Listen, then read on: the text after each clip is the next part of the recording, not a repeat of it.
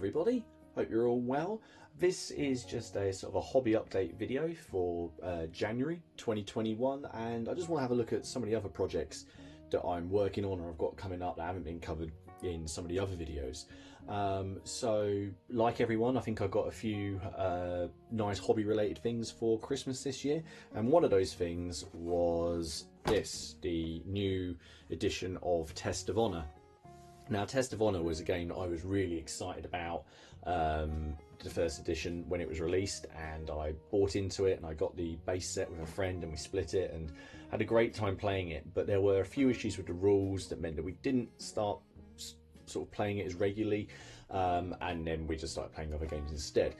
So I thought I'd open this up. It's a nice box, and you've got a, well, there we go, a decent size rule book. If I remember correctly, the old rule book was only about sort of 12 pages long, more of a pamphlet. This covers everything you'd expect: actions, how to make attacks, groups, terrain, weapons. This is quite, I do like this because you, depending on how your weapon strikes, if you get effectively get a critical hit, you can impale someone, or if you're trying to avoid it, you can jab them and cause wounds. The honor and dishonor system, and then quite a lot of scenarios. So I think you've got 6 basic scenarios, 5 linked scenarios, and then 6 advanced scenarios, and then also ways to link games and add a bit of deck building in.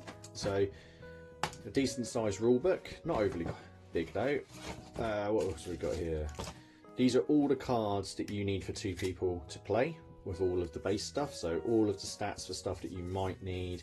Groups of warriors, individual warriors, old samurai, young samurai, veteran samurai, cowardly samurai. What's this one? A battle worn samurai. There's loads in here, and then God, we've got stuff in here as well. Pathfinders, loads. And I know that with each of the new sets you get cards as well, not just stat cards, but things that might modify their abilities. Exclusive mini to this set, which looks like another sort of Ronin miniature. In my favourite pose for a samurai, so he's drawing his sword. So that'll be usable by either side. What else we get? The dice that you need. Some other cards there. I think these are cards to replace other ones. All the tokens that you're going to need for the game. Wounds. It works a little bit like bolt action, where you're pulling tokens out of a bag or things out of a bag to see what order you activate in.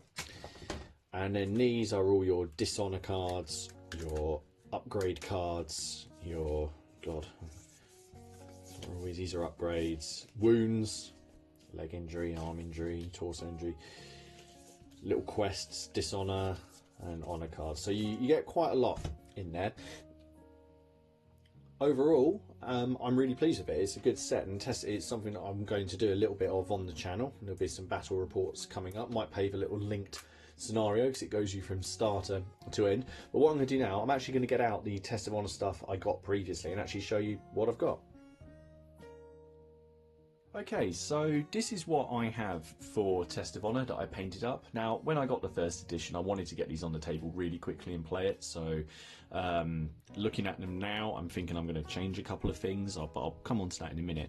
But effectively, what I've got built at the moment is I've got 2 bases of 3 Ashiguri Spearmen. Now, these are the old War Games Factory sculpts that were then purchased by Warlord, and these came free on War Games Illustrated a couple of months ago. So they're very basic models, but they do the job, you know, for core troops. A group of archers. Now the thing is, in Test of Honor, you can field these on as groups, which come in threes, or you can field them individually. So you can see here I've got 2 individual musketeers. Well, no, they're not actually called musketeers, but you know. There we go. 2 a banner bearer, a commander, this musician fellow, I think that's what that is, or some kind of messenger. And then 2 samurai, one armed with a katana, and this unarmoured samurai. Now, I'm actually not overly pleased with my paint job on these. I don't know why I decided to go with white. I just did, but they got them on the table fast. I look at my basing, it's not really where I want it to be. So what I think I'm going to do is actually upgrade this a little bit. Now, fortunately, because I've done these all in white, that means that they should take the contrast paints quite well. And I've already done highlighting and a lot of the basing on the flesh. It's all very basic. So what I've actually done, I haven't finished this yet, but this is another one that I've had, which I had in the symbol. So I think I'm going to go to yellow, and I'm going to be replacing this symbol with the Oder clan symbol. So I think I'm going to go with these, and I'll be working on some highlights.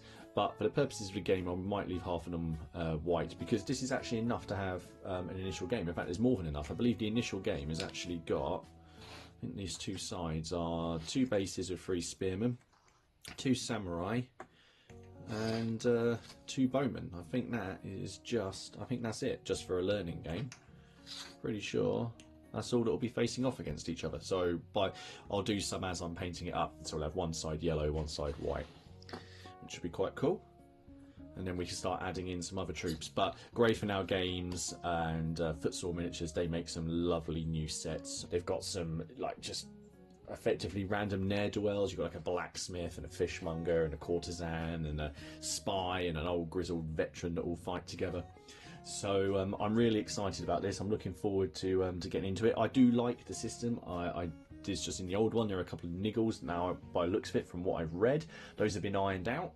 So we'll give it a go, and I'll review that system on the channel, and there'll be a battle report coming. Right, but let's move away from Japan and let's have a look at some World War II. Okay, so World War II. Now, World War II isn't something that I paint up often, but I do tend to play a lot of games. Now, I haven't put any on the channel. It tends to be games that I play in our little gaming group, and we play Bolt Action, we play Operation Squad, and we'd like to check out Chain of Command. I certainly would. And I've already got my British paras for that. I've got tanks, I've got some British troops, I've got a small amount of Germans. So it's not a great deal more I need for that. However, after playing Operation Squad, I was having a conversation with my friend and talked about how fun it would be to do a small partisan force, and he very kindly got me these for Christmas. So cheers, Kev. I'm sure you'll kick the stuffing out of these when we next have a game. So these are the Warlord Games French Partisans. I think they're meant to be French anyway. However, I've painted them up as sort of nation agnostic, so they can be used for any partisans from sort of Hungary to Italy or yeah, France. And there is a lot of character in these models. This is one of my favourites. I tried to paint him up so he had that sort of Shaun of the Dead red tie. The guys just come out of work. So I think on the artwork I'd seen they'd painted that armband in the tricolour, but I've left it white just so we can say he is anybody. So there is, I believe, 7 guys with Kar 98s. There's 1 guy with a cheeky Bren gun. I tried to make him look as moody as I could. And then there's a model with a Sten gun, which is nice. He got some British equipment, Allied equipment in there. And then there's a model, where is he? Where's he gone? There he is, with an MP40. So you've got that mixture of Axis and Allied equipment that the Partisans are using. So yeah, these were a lot of fun to paint. Very characterful. And just a bit different. Basing wise, I've just tried to do it like it's a forest, or just sort of, not a forest, but wooded base. Quite straightforward. It's got Thompson. I assume she's meant to be the leader, but I don't suppose it matters. But yeah, just a lot of fun. Bit of a change of pace for me, and these have been done primarily in contrast paints with Zenithal highlights beforehand. So overall, very pleased. Does the guy have a Molotov?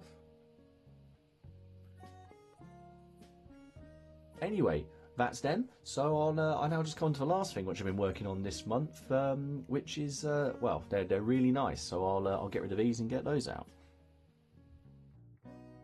So, as you may have seen previously on the channel, I was very fortunate that Carl from Resin Minis was watching one of my videos where I said I'd quite like to give the game Moonstone a try.